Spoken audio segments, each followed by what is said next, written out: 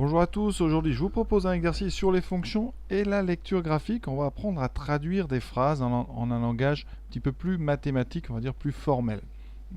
Alors j'ai mis toutes les phrases qu'on peut entendre finalement au cours hein, des exercices. Quand le professeur donc fait ses explications, vous allez entendre des phrases, il faut absolument arriver à associer ces phrases à un élément graphique ou à la résolution d'une équation. Donc là, on va faire ça sur une dizaine de phrases. Et ensuite, deuxième temps, on va essayer de tracer une courbe qui aurait toutes ces propriétés. Vous allez voir, ça c'est plus facile. Mais ça peut être intéressant de voir les petites astuces pour tracer des courbes, en tout cas les petites interrogations qu'on peut avoir. Et je vais essayer d'y répondre. Donc, on va prendre phrase par phrase tout d'abord et traduire ça donc avec un langage vraiment mathématique. Alors, on vous dit moins 1 a pour image 3 par f. Alors, je vais rappeler quand même ce que c'est qu'une fonction. C'est un objet mathématique qui associe à chaque élément d'un ensemble qu'on va appeler l'ensemble de définition. Nous avons un ensemble ici, ensemble de départ en quelque sorte, c'est le départ, et vous avez à la fin un ensemble d'arrivée. Chaque élément de l'ensemble de départ, ici, on va représenter ça souvent par des petites croix, et l'ensemble de départ va être représenté par ici une bulle, et on va donc relier chacun des éléments que vous voyez dans l'ensemble de départ, je vais en mettre 6 par exemple, à quelqu'un dans l'ensemble d'arrivée. Alors l'ensemble d'arrivée, il peut être très grand, très petit, il n'y a aucune condition. Alors on va mettre un ensemble, on va dire avec 4 éléments. D'accord. Alors nous, on va travailler avec des intervalles, avec des nombres réels évidemment, mais ça peut très bien être des éléments qui ne sont pas des nombres. On peut très bien associer à des élèves leur adresse, leur numéro de téléphone, etc. La seule condition qu'il faut respecter, et c'est ça qui est très important chez les fonctions, c'est que chaque élément de l'ensemble des phares doit être associé à un seul élément de l'ensemble d'arrivée. Vous avez une seule, partant des croix de gauche, une seule flèche qui va aller à droite. Alors, il peut par contre se passer des choses, c'est que deux flèches, deux éléments peuvent être associés à un même élément de l'ensemble d'arrivée. On verra, dans ce cas-là, on dit que l'élément ici, qui est atteint deux fois, a deux antécédents. Donc les mots à connaître, ce sont donc les mots image, les mots antécédents, les mots ensemble de définition. Tout ça, il faut vraiment les maîtriser. Donc si par exemple ici vous avez 1 et qui est envoyé par exemple sur 8, je vais mettre ici des nombres 9, 10 voilà, par exemple. Ça peut être même des nombres qui sont dans l'ensemble des départ. 1, 2, 3, 4, 5, 6. Par exemple, ici 1 est envoyé sur 8, donc on dira que 1 a pour image 8. D'accord. Dans l'autre sens, on dira que 1 est un antécédent de 8. Et donc fabriquer une fonction, c'est très simple. C'est décider à qui vous allez associer chaque élément de l'ensemble de départ. Vous pouvez très bien associer plusieurs nombres. Ici, par exemple, 4 et 6 sont associés à 3. D'accord. Donc vous avez 3 qui a deux antécédents ici. Mais il faut vraiment que chaque élément de l'ensemble de départ ait été associé à quelqu'un dans l'ensemble d'arrivée. Donc ici, voilà. On va donc retrouver tout ce vocabulaire dans les traductions qu'on va faire. Première traduction. Donc ici, je vous disais, moins 1 a pour image 3 par f. Moins 1 est donc dans l'ensemble de départ. Donc on va faire ici départ, arrivée. Donc moins 1 a pour image 3. Ça veut dire que moins 1 est envoyé par la fonction f sur le nombre 3. On dira donc que 3 est l'image de moins 1. D'accord. Que moins 1 est un antécédent de 3. D'accord. Donc, en langage plus formel, on va écrire f de moins 1 est égal à 3. D'accord. Deuxième phrase. 2 a pour image 0. Cette fois-ci, l'élément de départ 2 est envoyé par la fonction f sur 0. Donc, on écrira que f de 2 est égal à 0. D'accord. Et on placera tout ça après sur une courbe. On fera vraiment tout ça à la fin. Troisième phrase. Moins 2 est l'image de 5 par f. Alors là, attention. Tout à l'heure, on avait 2a pour image. C'était le verbe avoir. Ici, on a le verbe être. Moins 2 est l'image. Ça veut dire que 5 est un élément du départ qui est envoyé sur moins 2. Et effectivement, moins 2 est bien l'image de 5. Donc là, on fait très attention. Ça veut dire que f de 5 est égal à moins 2. Là, déjà, premier piège. On fait très attention. Bien regarder qui est vraiment l'acteur, qui est au départ, qui est à l'arrivée de la fonction. Ça, c'est vraiment primordial. Maintenant, on nous dit un antécédent de moins 3 par f est moins 4. Alors le mot image, il faut bien l'avoir assimilé. Image, qu'on pourrait imaginer, c'est peut-être une sorte d'appareil qui envoie, qui projette quelque chose, et donc, évidemment, le nombre qui est projeté par votre appareil, c'est donc son image. D'accord? Vous avez une image sur un écran, donc l'image est à droite. L'antécédent, il faut regarder dans anté, donc un préfixe qui veut dire avant. Donc antécédent de moins 3, c'est qu'est-ce qu'on avait avant moins 3. Donc moins 3 est là.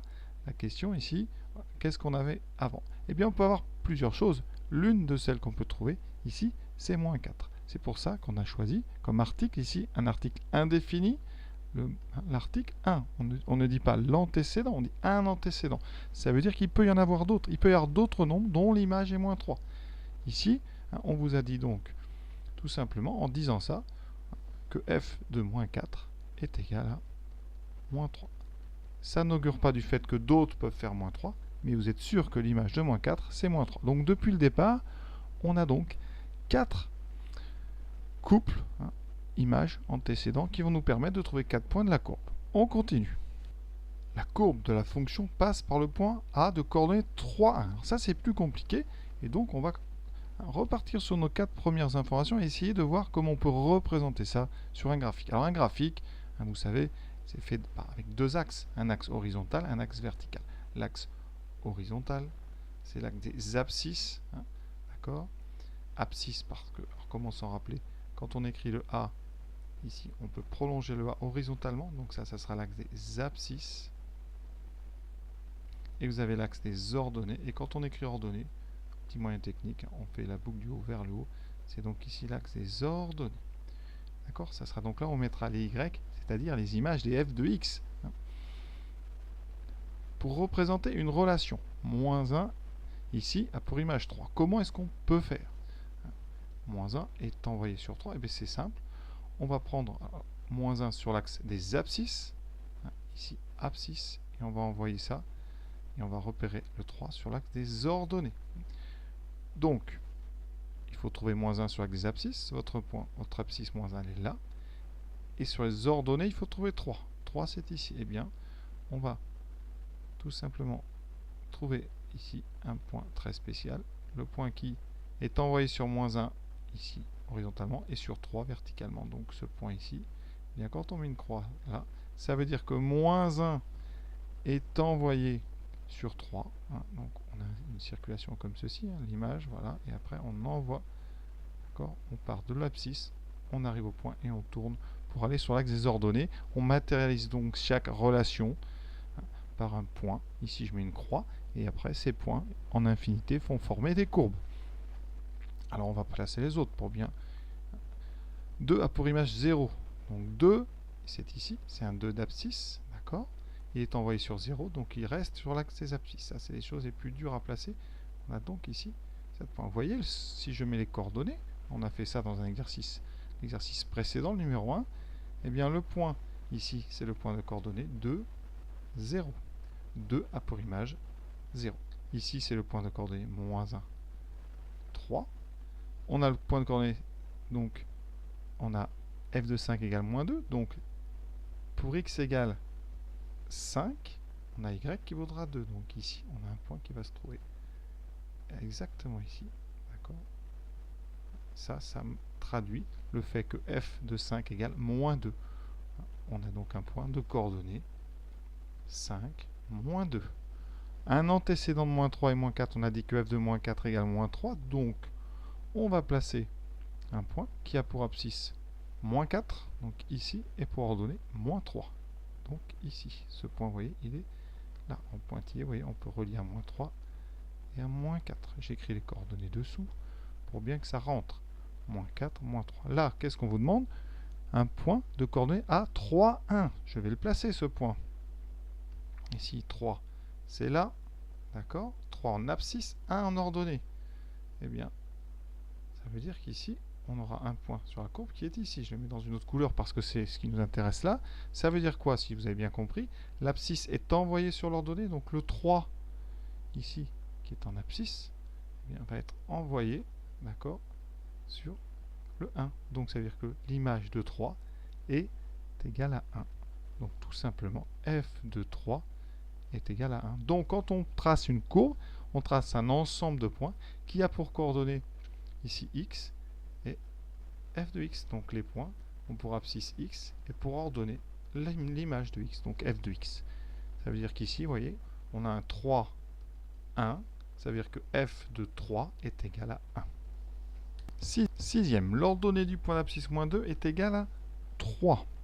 L'ordonnée du point d'abscisse moins 2 est égale à 3. Ça veut dire qu'ici, le point d'abscisse moins 2 a pour ordonnée 3. Donc ce point-là, ici que je vais appeler par exemple B, ce point-là, il appartient à la courbe de la fonction. Et donc, qu'est-ce qu'on a dit? Ça veut dire que moins 2 est envoyé sur 3. Donc moins 2 a pour image 3 par la fonction f, ce qui veut dire que f de moins 2 est égal à 3. On a donc un nouveau point à placer qu'on va faire tout de suite. On va donc trouver moins 2 sur l'axe des abscisses, c'est ici. D'accord? Et on va avoir pour ordonnée 3. Donc un point ici, un deuxième point qui a la même hauteur que celui qui est juste à côté, la même ordonnée. On verra quand on tracera la courbe ce que ça a comme conséquence. Phrase suivante. La courbe de f coupe l'axe des abscisses uniquement au point d'abscisse moins 3, 2, 4 et 6. Ce n'est pas des points virgules, ce sont des virgules. Ici, on comprend bien que ce sont des nombres entiers.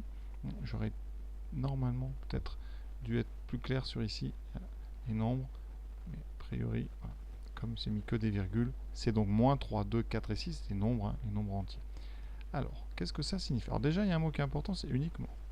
Ça veut dire que nulle part ailleurs, ça n'arrivera. Alors, qu'est-ce qu'on peut dire du fait que la courbe coupe l'axe des abscisses? Quand on coupe l'axe des abscisses, alors je vais faire un petit dessin, vous avez ici votre axe, donc des abscisses. Si la courbe coupe l'axe des abscisses, ça peut faire ceci. Qu'est-ce qui se passe à chaque fois? Eh bien, à chaque fois, qu'est-ce qu'on a comme particularité? Eh bien, on sait que les points qui sont sur l'axe des abscisses, ils ont une ordonnée égale à 0. D'ailleurs, y égale 0, c'est ce qu'on appelle l'équation de l'axe des abscisses. L'axe des abscisses, c'est l'ensemble des points qui ont une ordonnée égale à 0. Donc, si la courbe coupe l'axe des abscisses, eh bien, ça veut dire qu'à cet endroit-là, l'ordonnée est nulle. Et donc, eh bien, vous avez comme point moins 3, 0. Hein, d'accord? Puisque ça coupe en moins 3 et ça coupe l'axe d'ordonnée. Donc, on est en moins 3 d'ordonnée 0. On est donc en 2, 0. En 4, 0, ou alors en 6, 0. C'est-à-dire 4 points qui ont une ordonnée nulle. Ça veut dire qu'avec ce qu'on vient de dire, moins 3 est donc envoyé sur 0. Donc l'image de moins 3 est égale à 0. 2 est envoyé sur 0, donc l'image de 2 est égale à 0. On l'avait déjà eu dans la deuxième information du texte. 4 est envoyé sur 0, donc f de 4 égale 0. Et f de 6 est égal à 0. En plus, puisque on sait que c'est uniquement ces points, il n'y a pas d'autre endroit, hein, d'accord, et f de x est toujours différent de 0 pour les autres valeurs que ces 4 là. Donc ça veut dire que eh bien, la courbe ne coupera l'axe horizontal qu'en 4 endroits, les endroits qui sont ici. Alors je vais les noter tout de suite, je vais mettre d'une autre couleur comme ça. Donc en moins 3, donc vous avez ici le point d'abscisse moins 3 sur l'axe des ordonnées. En 2, celui-là on l'avait déjà, d'accord. En 4 et en 6. Voilà. Vous avez ici 4 points. Et vous n'aurez pas d'autres points sur l'axe des abscisses que ces 4 là. La courbe n'aura pas le droit de recouper l'axe des abscisses ailleurs qu'en ces 4 points, puisqu'on sait que c'est uniquement à ces points là qu'elle va couper l'axe des abscisses. Donc on va faire très attention quand on tracera. La courbe de f coupe l'axe des ordonnées au point d'ordonnée 4. Alors, faisons un petit schéma rapide comme tout à l'heure. Ça c'est l'axe des ordonnées. Et ça, c'est l'axe des abscisses. Ici, on nous dit que la courbe coupe l'axe des ordonnées, donc l'axe vertical, au point d'ordonnée 4. Donc ici, si je trouve 4, j'ai un point d'intersection à cet endroit-là. D'accord? C'est ça. Ici, sur mon dessin, ça va être facile. Ici, j'aurai donc abscisse 0, ordonnée 4. D'accord? Ça veut dire tout simplement que f de 0, l'image de 0, est égale à 4. En quelque sorte, c'est ce qu'on appelle l'ordonnée à l'origine. L'ordonnée quand on est sur l'axe vertical, au-dessus ou en dessous de l'origine. Ici, on est au-dessus. Alors, est-ce qu'il peut y avoir une deuxième croix? Eh bien, supposons qu'il y en ait deux. Qu'est-ce que ça voudrait dire? Eh bien, ça veut dire que 0 aurait deux images, 4 et par exemple ici, je ne sais pas, moins 3. Ça, c'est impossible. On a dit au départ que les fonctions, eh bien, une fonction, ça n'associe à un élément de l'ensemble de départ qu'une seule image. On ne peut pas avoir deux images. Donc, vous ne pouvez pas avoir deux croix sur une même verticale. C'est impossible. Conséquence, bien sur l'axe des ordonnées, vous n'aurez qu'une intersection. Et on nous la donne, donc il n'y en aura pas d'autres. 3 n'a que 2 antécédents. Alors, antécédent, ça veut dire ce qu'il y a avant 3. Donc 3 est là. Et ici, on vous dit qu'il n'y en a que 2. Ça veut dire quoi? Eh bien, ça veut dire qu'il n'y a que 2 nombres qui ont pour image 3. Donc, il n'y a que 2 nombres dont l'image est égale à 3. Donc, si on parle dans le langage formel, l'équation f de x égale 3 admet exactement 2 solutions. D'accord? Qu'on connaît parce qu'on sait, on a déjà vu, que f de moins 1, c'est 3, c'est la première info du texte, et on sait aussi, où est-ce que c'est marqué, que f de moins 2 égale 3. Deux solutions ici qui sont donc moins 2 et moins 1. Conclusion, il n'y aura pas une troisième solution. Donc si vous regardez et que vous tracez cette droite ici horizontale, la droite donc d'ordonnée 3, eh bien la courbe ne va jamais recouper cette droite. Elle n'a pas le droit. Sinon, ça veut dire que vous allez avoir une troisième intersection. Et donc on va en parler parce que quand on va tracer, on va devoir bien résoudre un petit problème, mais on en parlera juste après.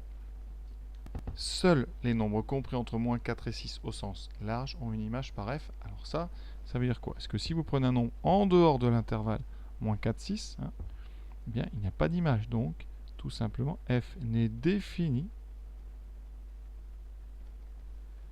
que pour x appartenant à l'intervalle moins 4, 6. On ferme parce qu'au sens large, ça veut dire que moins 4 et 6 sont inclus. Donc, tout simplement, l'ensemble de définitions qu'on a de df, de la fonction f, c'est moins 4, 6. Il n'y a pas d'image en dehors de cet intervalle. Ça veut dire quoi? Bien que ici, donc je vais prendre une couleur un petit peu voyante, voilà. Tous les nombres qui sont avant 4 n'auront pas d'image, donc vous n'aurez pas, vous pouvez très bien, rayer toute cette partie. Il n'y aura pas de courbe à gauche de moins 4, et il n'y aura pas de courbe à droite de 6. Ça veut dire qu'ici, vous n'aurez pas d'image pour les éléments supérieurs strictement à 6. Donc vous n'aurez pas de courbe dans la zone qui est ici à droite de 6. Donc ici, ce qu'on peut faire, c'est tracer donc ici, des verticales. Vous ne trouverez pas de courbe à droite de cette chose. Tous les points de la courbe seront entre eux, eh bien, ces deux verticales. Et on sait d'ailleurs, après ce qu'on a vu, que la courbe va commencer sur la croix ici en bas, le point qui est en moins 4, moins 3, et finira sur la croix, sur le point qui est en coordonnées 6, 0. Voilà. Maintenant, on doit donc retrouver, on a déjà tout traduit, on a l'ensemble de définitions, on a toute une série de points. Ensuite, on a deux choses à respecter. On doit couper l'axe des abscisses qu'aux 4 points verts, et on doit couper la droite d'ordonnée 3 qu'aux 2 points que je suis en train de mettre ici en rose. Ça va être plus embêtant. Vous allez voir pourquoi. On va donc partir de la plus petite abscisse possible, moins 4. Donc le démarrage de la courbe va être à gauche ici, au point donc de coordonnées moins 4, moins 3. On va donc devoir relier toutes les croix ici, en respectant la définition de ce qu'on appelle une fonction. Chaque abscisse ne doit avoir qu'une image, donc vous ne pouvez pas avoir, je vais faire des exemples, vous ne pouvez pas par exemple ce genre de choses. Ça c'est impossible parce que ça voudrait dire que, par exemple ici, moins 2, si on trace, aurait deux images. Vous auriez deux comme ça points qui correspondent à l'abscisse moins 2, ce n'est pas possible. Donc dans votre courbe, aucune petite boucle. Vous ne pouvez pas avoir comme ça des boucles, ça n'est pas des courbes de fonction. Vous ne pouvez pas avoir non plus des parties verticales, des petits morceaux comme ça. Ça n'est pas possible parce que ça voudrait dire ici par exemple que 2 a une infinité d'images, tout celle du segment vertical. Donc pas de segment vertical dans une courbe de fonction, pas non plus de boucle. On ne peut pas revenir comme ça en arrière. D'accord? On ne peut pas reculer. Donc on va aller tout le temps vers la droite en essayant de garder un trait. Alors si on doit, eh bien, vous allez voir, on va être obligé un petit peu de faire un trou dans la courbe à cause de ma droite d'ordonnée 3. Étudions ça en détail. On part du point donc, qui est à gauche. On va devoir passer par la croix verte ici. Donc on peut très bien, évidemment, imaginer des petits soubresauts comme ça, mais il faut faire attention à ne pas faire des parties verticales. Enfin, vous avez le droit, mais vous pouvez très bien aussi relier avec une règle. Là, ce n'est pas interdit. On peut très bien relier avec une règle les croix successives. Petit problème. Alors on va arriver donc à notre croix ici. On peut très bien passer par-dessus. Ça, c'est pas un problème.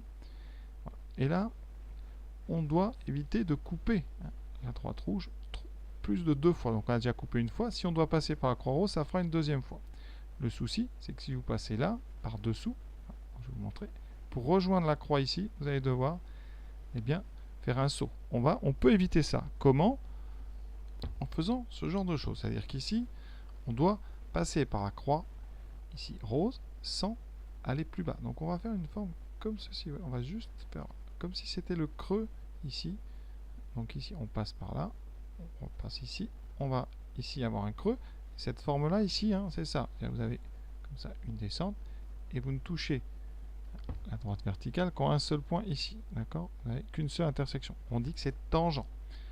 Après, qu'est-ce qu'on doit faire? On doit donc remonter jusqu'à ce point-là, ici. Donc voilà, tranquille. Et on doit redescendre ici jusqu'à la deuxième intersection avec l'axe des abscisses. On a dit au maximum 4 intersections. Problème en faisant ça, regardez. Regardez bien derrière. J'ai ici quelque chose d'important qui est apparu. J'ai traversé une troisième fois l'axe, la droite d'ordonnée 3. Et j'avais vu, on devait avoir uniquement 2 intersections avec cette droite. C'est-à-dire que 3 n'avait que 2 antécédents. En faisant ça, vous formez un troisième antécédent. Donc on n'a pas le droit de recouper. Qu'est-ce qu'on peut faire? Comment? Eh bien, aller sur les points qui sont plus bas sans passer par cette droite, hein, ici, d'ordonnée 3. Eh bien, on va faire ce qu'on appelle une fonction discontinue. On va faire une rupture dans la courbe. On a le droit, vous verrez ça très peu dans l'année, mais ça existe. Hein, la plupart des fonctions qu'on étudie en seconde sont continues, c'est-à-dire que les courbes se tracent d'un trait. Ici, on va être obligé de faire une rupture. C'est-à-dire qu'à un endroit, on décide ici, en 1, je vais m'arrêter à cet endroit-là. L'image de 1 sera ici, et je vais redémarrer la courbe plus basse. D'accord? Plus basse, par exemple, je peux la démarrer ici. Et je vais la démarrer avec un ouvert ici pour montrer que l'image en 1 n'est pas ce point-là, mais celui du haut. D'accord? Et là, je vais pouvoir, vous voyez, tranquillement bien avoir ma deuxième intersection, passer par ce deuxième point, ici. Et là, on doit bien repartir sur ce point ici, sans passer par une quatrième, une cinquième fois plutôt par l'axe des abscisses. Je ne peux pas passer comme ça, sinon je vais devoir revenir, ou alors je dois faire une deuxième discontinuité. On va éviter. Pour éviter ça, eh bien, on va faire encore une fois la forme que je vous ai montré tout à l'heure ici. La courbe va être juste tangente, elle va couper qu'une seule fois ici. Et ensuite on part là, et on doit redescendre ici. Vous voyez, on a bien 1, 2, 3, 4 intersections avec l'axe des abscisses, uniquement 2 avec la droite d'ordonnée 3. Alors ce qu'on a dû faire, et vous voyez, c'est faire une courbe qu'on appelle donc courbe discontinue. Vous avez une rupture dans la courbe. Alors ça existe, hein, c'est très très fréquent. En seconde, c'est très rare. Par contre, c'est des notions qu'on aborde plutôt en première. Donc, ne vous inquiétez pas, mais on peut comme ça construire des courbes qui sont avec des ruptures. Seule condition, hein, c'est que le 1, ici, l'image de 1 doit être clairement signifiée. Ici, vous voyez, j'ai mis une sorte de point un petit peu plus gros et là, une sorte d'ouvert pour montrer qu'en 1, si je voulais donner l'image de 1 dans ma courbe, ça serait à peu près 3,4. D'accord? Et non pas moins 0,8. Hein. Le symbole ici nous indique que l'image se trouve sur cette portion de courbe. Alors ça, c'est des notions beaucoup plus dures, mais on en a vraiment besoin en mathématiques, donc il faut savoir que ça existe. Donc la courbe ici, on a réussi à la tracer. Ça s'appelle quand même une courbe, même s'il est en 2 morceaux. Vous verrez, il y a beaucoup de courbes qui sont en plusieurs morceaux. Et donc, comme conclusion, on peut dire que il n'y a pas de courbe continue, c'est-à-dire de fonctions continues qui peuvent répondre à toutes les exigences du texte. Par contre, vous voyez qu'on peut trouver déjà au moins une qui répond. Et après, évidemment, il y en a une infinité parce que, hein, entre ici deux croix, vous pouvez très bien imaginer, hein, ici par exemple, des petites fluctuations, hein, comme ça. Donc vous avez potentiellement une infinité de courbes. Vous pouvez relier aussi les deux premières croix, par exemple, les deux premiers points, vous pouvez relier ça à la règle. Il y a vraiment beaucoup de possibilités, sachant qu'entre deux croix, vous avez une liberté quasiment totale. Voilà, cet exercice est terminé. C'est un exercice un peu vague, on va dire, sur toutes les notions et le vocabulaire que vous pouvez rencontrer dans les fonctions. La traduction par le graphique. On a abordé un petit peu la notion de fonction discontinue. On en reparlera. C'est quelque chose qui est vraiment compliqué. Donc, voilà. Restez là-dessus. Je vous souhaite une bonne fin de journée à tous. À bientôt.